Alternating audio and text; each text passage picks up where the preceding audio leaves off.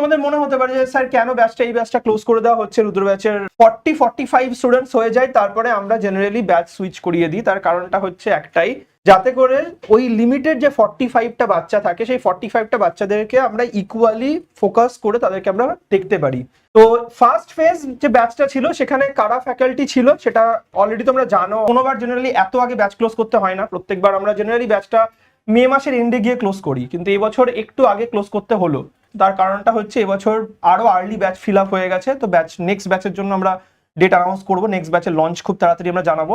7 ডেজের একটা নেক্সট একটা buffer time আমরা রাখবো। তার কারণটা হচ্ছে তো 19 তারিখে ফার্স্ট ক্লাস হলেও আশা করছি প্রথম 2-3 দিনে যে জিনিসটা হবে সেই জিনিসটা তোমাদেরকে আমাদের যে ডাউট সলভিং যে ফিচারটা রয়েছে 1-to-1 40 মিনিটসের স্লট দিয়ে সেটা অনলাইনেও হয় অফলাইনেও হয়, সেটা দিয়ে তোমরা মেকআপ করে নিতে পারবে। তাই জন্যই আমরা 24th of মে আমাদের লাস্ট অ্যাডমিশন হবে এই ব্যাচে। যেহেতু 19th মেতে ব্যাচ স্টার্ট হয়ে যাচ্ছে এবং যেহেতু ক্লাসেস প্রপারলি স্টার্ট হয়ে যাচ্ছে, এবং সেই কারণে কিন্তু আমরা 24th আমরা ফিনিশ করে দিচ্ছি এই ব্যাচের কমপ্লিট, মানে এই ব্যাচের 24th মে এর পরে এই ব্যাচে অ্যাডমিশন আর নেওয়া হবে না। তোমরা যেন মন দিয়ে পড়াশোনা করো, যতগুলো বাচ্চা পড়বে তাতে যেন র্যাঙ্কের যেন স্ট্রাইক রেট বা সাকসেস রেট বেশি থাকে।